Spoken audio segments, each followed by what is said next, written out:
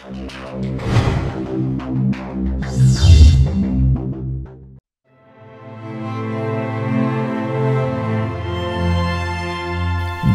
চৌধুরী একজন বাংলাদেশী চিকিৎসক, জনস্বাস্থ্য সক্রিয়তাবাদী রাজনৈতিক ব্যক্তিত্ব এবং মুক্তিযোদ্ধা। তিনি গণস্বাস্থ্য কেন্দ্র নামক স্বাস্থ্য বিষয়ক এনজিওরও অন্যতম প্রতিষ্ঠাতা। 1982 সালে প্রবর্তিত বাংলাদেশের জাতীয় ঔষধ নীতি প্রণয়ন ও ঘোষণার ক্ষেত্রে তিনি গুরুত্বপূর্ণ ভূমিকা পালন করেন।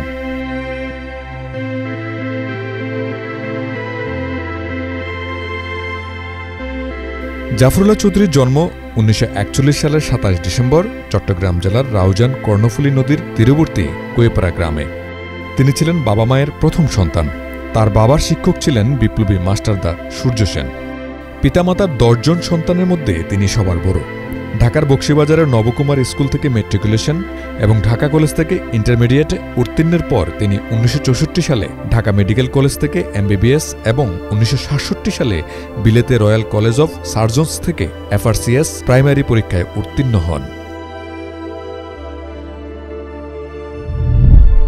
আজকে এমন একজন মানুষকে নিয়ে আমি কথা বলতে যাচ্ছি, উনি হচ্ছেন ডাক্তার জাফরুল্লাহ, যাকে আপনারা সবাই চিনেন, সবাই জানেন। 2021 সালের অক্টোবরে মাঝামাঝি সময় উনি আমাকে একটা ইন্টারভিউ নেওয়ার সুযোগ করে দেন। আমি যথারীতি বেলা 2টায় ওনার হসপিটালে চলে যাই। ঠিক 1 ঘন্টা পরে উনি আমাকে ওনার রুমে ঢুকতে দেন। আমি ওনার রুমে ঢুকে আমি খুব হতভম্ব হয়ে যাই বা তাজ্জব হয়ে যাই, কেননা উনি হসপিটালের বেডে শোয়া ছিলেন, কিডনির ডায়ালাসিস চলছিল, খুবই অসুস্থ। আমি চিন্তা করলাম উনি কিভাবে আমাকে এই ইন্টারভিউটা দেবেন। তারপর দেখলাম উনি ইন্টারভিউটা দিয়ে গেলেন। এমন সময় ইন্টারভিউ যখন শুরু হয় তখনই ওনার স্ত্রী ফোন করেন।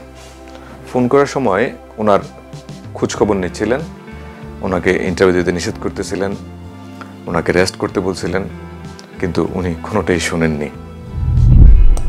প্লিজ তুমি আমাকে, আমার একটা ইন্টারভিউ চলতেছে, ছাড়ো, আমার একটা ইন্টারভিউ শেষ করি আমি এইখানে আমার সামনে একটা রেডিও ইন্টারভিউ, আর প্লিজ ছাড়ো না। আরে এই তো কি নাম তোমার? মাসুদ আমিন বলে।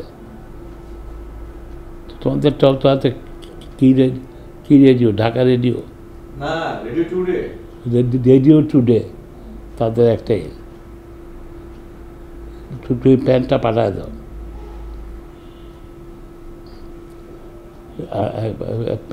প্যান্ট আর আন্ডারওয়্যার পাঠায়। চলছে, হ্যাঁ। আর এটা বলে তো আমার এই ইন্টারভিউ তো শেষ করা যাবে না। বিলেতের রয়্যাল কলেজ অফ সার্জনসে FRCS পড়াকালীন বাংলাদেশের স্বাধীনতা যুদ্ধ শুরু হলে তিনি চূড়ান্ত পর্ব শেষ না করে লন্ডন থেকে ভারতে ফিরে এসে মুক্তিযুদ্ধে অংশ নেয়ার নিমিত্তে আগরতলার মেলাঘরে প্রশিক্ষণ কেন্দ্র থেকে গেরিলা প্রশিক্ষণ নেন।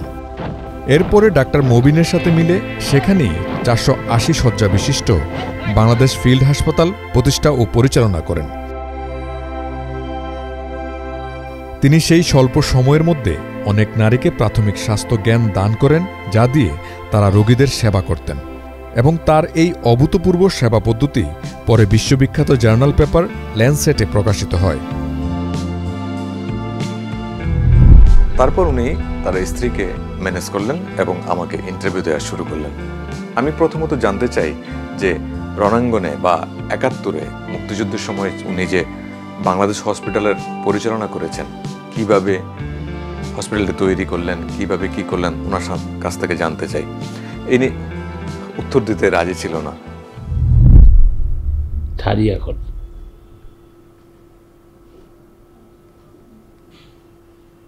নাও।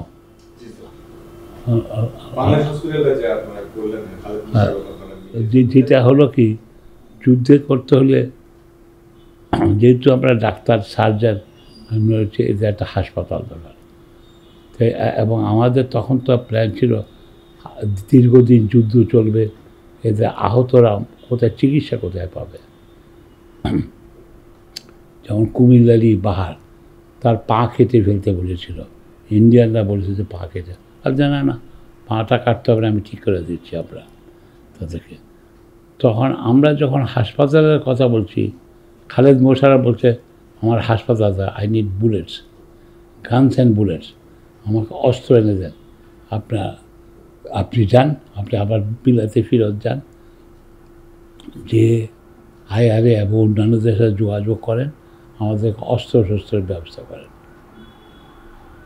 আমি বলছি না, অস্ত্র শস্ত্র যেমন দরকার, চিকিৎসা দরকার, কিন্তু ওনার কথা হলো তাদের বাইরের কন্ট্রাক্টের তো লোক নেই, আমি একজনই।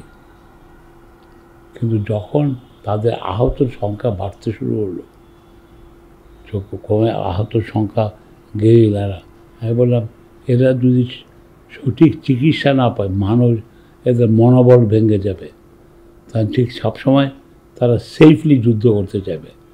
কোনো জায়গায় যদি সেফটির দিকে তাকায়, তখন আর যুদ্ধ হয় না, প্রাণের নির্ভয়ে যুদ্ধ করতে হয়। ফলে তারা একটু উপলব্ধি হলো যে একটা হাসপাতাল দরকার। ওসমানী সাহেব সঙ্গে সঙ্গে বলছেন yes we need a hospital. Tajuddin সাহেব স্বীকার করলেন, তারা কিছু টাকাও দিলেন। আর এই যে হাসপাতাল তো হলো, চালাবে কে? আমি আর ডক্টর মবিন দুজন সার্জনই মিলেছে না। উই নিড হ্যান্ডস, নার্সের দরকার, টেকনিশিয়ান দরকার।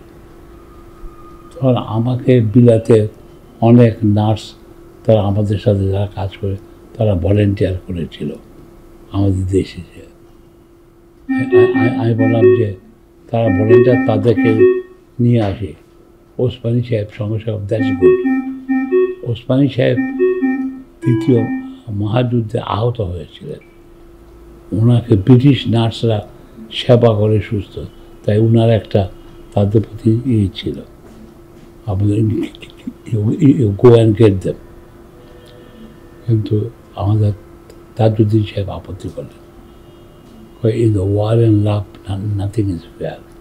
কোথাও আমাদের ভুল ভ্রান্তি হলে মাইলাইয়ের মতো কোনো ঘটনা, এটা বদ্ধ, ওটা তা করা যাবে না।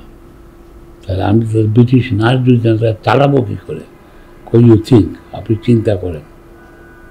তখন আমরা দেখি যে ক্যাম্পে বসে আছেন আমাদের সুলতানা কামাল, আসমা, এরা সব ইউনিভার্সিটি পড়নেওয়ালা মেয়েরা, এরা সবাই গেরি লাগতে চাচ্ছে গভর্নমেন্ট হাজার। তাদেরকে আমরা ট্রেনিং দিই, 2 থেকে 4 সপ্তাহ ট্রেনিং দিয়ে 480 বেডের হাসপাতাল পরিচালনা করি। তাদের সাথে সাথে হাবিবুল আলমের বোন আসমা রেশমা, তার ইরা গীতা, এরা ইয়াঙ্গার, এদেরকে দিয়েই আমরা এই হাসপাতালটা চালু করি। এবং এটাতে তারা, আমরা দেখলাম ওয়ান্ডারফুল সার্ভিস। তারা এই 2 থেকে 4 সপ্তাহের মধ্যে সব কাজকর্ম শিখে নিয়ে আমাদেরকে অপারেশনে সাহায্য করতে পারছে, সব কিছুর এই। বাংলাদেশ হসপিটাল সম্পর্কে জানার পর আমি খালেদ মোশাররফ সম্পর্কে কিছু জানতে চাই। জিজ্ঞেস করি যে এই হসপিটাল তৈরির ক্ষেত্রে খালেদ মোশাররফের কোনো কন্ট্রিবিউশন ছিল কিনা, বা 2 নম্বর সেক্টরে এই হসপিটালে খালেদ মোশাররফ কিভাবে আপনাদেরকে সাহায্য সহযোগিতা করেছিলেন।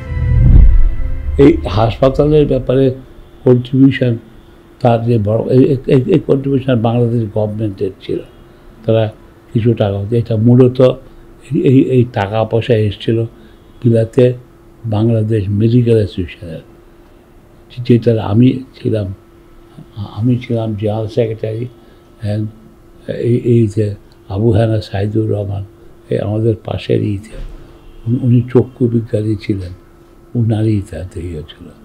তো উনি তো যুদ্ধের কথা, হাসপাতালে ওখানে ওনার মূল অবদান হলো মুক্তিযুদ্ধে গেরিলাদের ট্রেনিং দিয়েছেন, সাহায্য দিয়েছেন। 2 নম্বর সেক্টরে আরও একটা বিরাট হলো ATM হায়দার, তার বোন হলো সীতারা। তাকে তখন আমরা হাসপাতাল হওয়ার পরে, সে ডাক্তার ছিল, আমি তাকেই তার দায়িত্ব দেওয়া দেব। পরে এসছে। আর ওকে তো মুক্তিযোদ্ধারা হায়দার তার বোনকে ওখান থেকে নিয়ে আসে তার নিয়ে আসলে সে তখন সে ওই ইয়াং ডাক্তার, আর এটা তো অ্যাডমিনিস্ট্রেশন দেখার লোক দরকার, তখন তাকে কমান্ড্যান্ট বানানো হলো। আরেকটা জিনিস, সেক্টর 2 এর যে খালেদ মোশাররফ যে গেরিলাটা উনি শুরু করে, হায়দার সাহেব ছিল, আপনার চোখে খালেদ মোশাররফকে কিভাবে দেখেন sir? He is a great warrior.